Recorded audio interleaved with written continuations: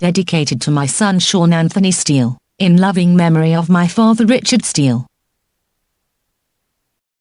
Thomas Taylor's Platonic Philosopher's Creed. The following summary of Platonic philosophy was written by Thomas Taylor and published several times with minor variations. This particular version is from Thomas M. Johnson's magazine, The Platonist. It is called the Platonic Philosopher's Creed with the expectation that students of philosophy will use it not so much as a dogmatic statement that admits of no argument, but rather as a starting point for a series of studies and meditations. This version has each point starting with the words "I believe," while other versions omit this opening. We offer this one because we wish to emphasize the close relationship between knowledge and belief. The attempt to isolate either knowledge or belief from the other either dismisses philosophy, or reduces it to a lifeless body of clever facts. The creed was included in Taylor's essay on the theology of the Greeks, which is to be found in the 4th volume of the Thomas Taylor series, Collected Writings on the Gods and the World. The Platonic Philosopher's Creed.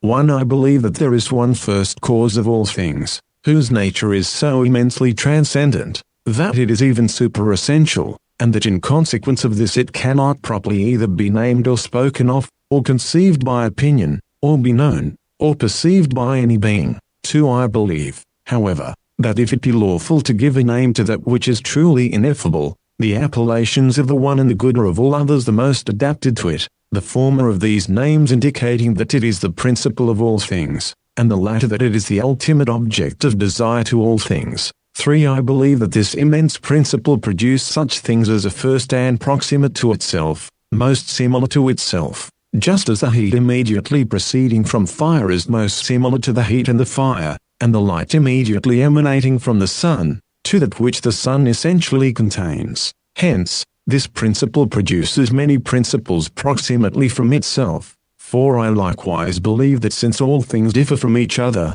and are multiplied with their proper differences, each of these multitudes is suspended from its one proper principle, that, in consequence of this, all beautiful things, whether in souls or in bodies, are suspended from one fountain of beauty, that whatever possesses symmetry, and whatever is true, and all principles are in a certain respect carnate with the first principle, so far as they are principles, with an appropriate subjection and analogy, that all other principles are comprehended in this first principle, not with interval and multitude, but as parts in the whole, and number in the monad, that it is not a certain principle like each of the rest, for of these, one is the principle of beauty, another of truth, and another of something else, but it is simply principle, nor is it simply the principle of beings but it is the principle of principles, it being necessary that the characteristic property of principle after the same manner as other things, should not begin from multitude, but should be collected into one monad as a summit,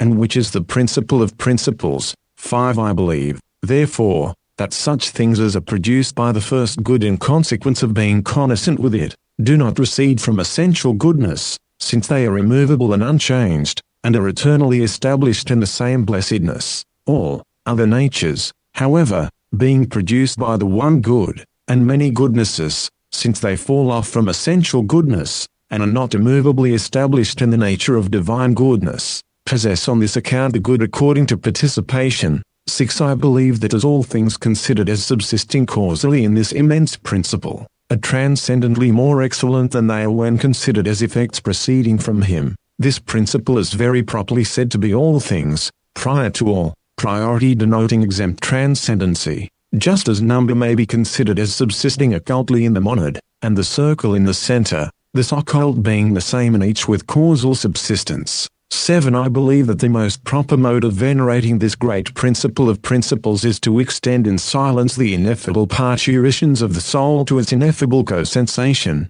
and that if it be at all lawful to celebrate it, it is to be celebrated as a thrice unknown darkness, as the God of all gods, and the unity of all unities, as more ineffable than all silence, and more occult than all essence, as holy among the holies, and concealed in its first progeny, the intelligible gods. 8. I believe that self-subsistent natures are the immediate offspring of this principle, if it be lawful thus to denominate things which ought rather to be called ineffable unfoldings into light from the ineffable. 9. I believe that incorporeal forms or ideas resident in a divine intellect, are the paradigms or models of everything which has a perpetual subsistence according to nature, that these ideas subsist primarily in the highest intellects, secondarily in souls, and ultimately in sensible natures, and that they subsist in each, characterized by the essential properties of the beings in which they are contained, that they possess a paternal, producing, guardian, connecting, perfective and uniting power,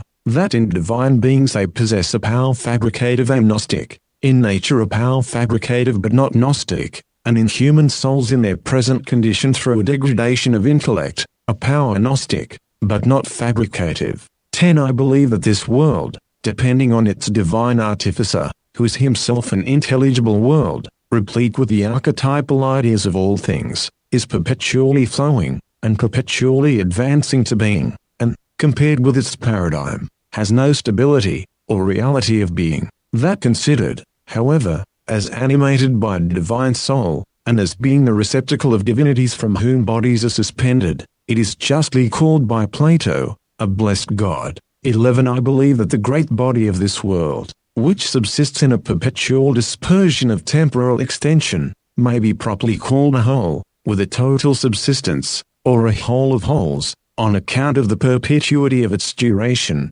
though this is nothing more than a flowing eternity, that the other wholes which it contains are the celestial spheres, the sphere of ether, the whole of air considered as one great orb, the whole earth, and the whole sea, that these spheres are parts with a total subsistence, and through this subsistence are perpetual. 12. I believe that all the parts of the universe are unable to participate of the providence of divinity in a similar manner, but some of its parts enjoy this eternally, and others temporarily, some in a primary and others in a secondary degree, for the universe being a perfect whole, must have a first, a middle, and a last part, but its first parts, as having the most excellent subsistence, must always exist according to nature, and its last parts must sometimes exist according to, and sometimes contrary to nature. Hence the celestial bodies, which are the first parts of the universe, perpetually subsist according to nature, both the whole spheres, and the multitude coordinate to these wholes,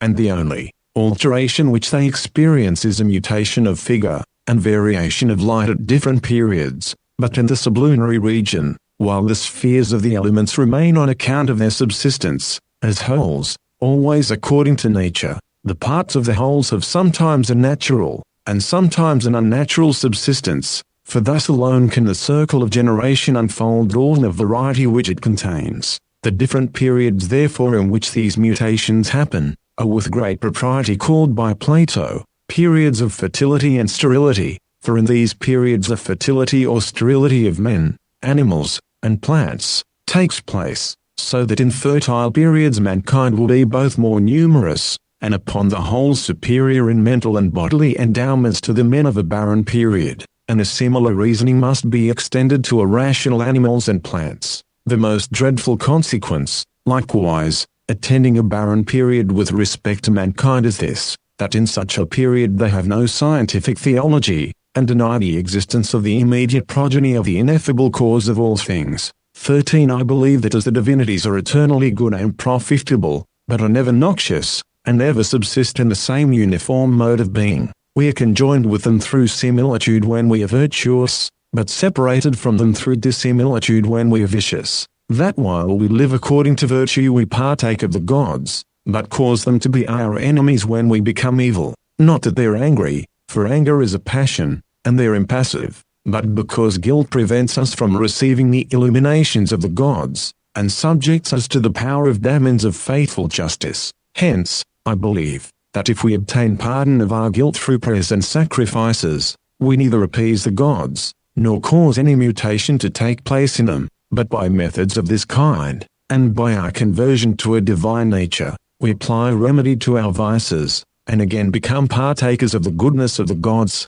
so that it is the same thing to assert that divinity is turned from the evil, as to say that a sun is concealed from those who are deprived of sight. 14. I believe that a divine nature is not indigent of anything, but the honors which are paid to the gods are performed for the sake of the advantage of those who pay them. Hence, since the providence of the gods is extended everywhere, a certain habitude or fitness is all that is requisite for the reception of their beneficent communications. But all habitude is produced through imitation and similitude. On this account temples imitate the heavens, but altars the earth. Statues resemble life, and on this account they are similar to animals. Herbs and stones resemble matter, and animals which are sacrificed, the irrational life of our souls. From all these, however, nothing happens to the gods beyond what they already possess, for what accession can be made to a divine nature? But a conjunction of our souls with the gods is by these means effected. 15. I believe that as the world considered as one great comprehending whole is a divine animal, so likewise every whole which it contains is a world, possessing in the first place a self-perfect unity proceeding from the ineffable, by which it becomes a god, in the second place, a divine intellect, in the third place, a divine soul, and in the last place a deified body. That each of these wholes is the producing cause of all the multitude which it contains, and on this account is said to be a whole prior to parts, because considered as possessing an eternal form which holds all its parts together, and gives to the whole perpetuity of subsistence, it is not indigent of such parts to the perfection of its being, and it follows by a geometrical necessity, that these wholes which rank us high in the universe must be animated. 16. Hence I believe that after the immense principle of principles in which all things causally subsist absorbed in superessential light, and involved in unfathomable depths, a beautiful series of principles proceeds, all largely partaking of the ineffable, all stamped,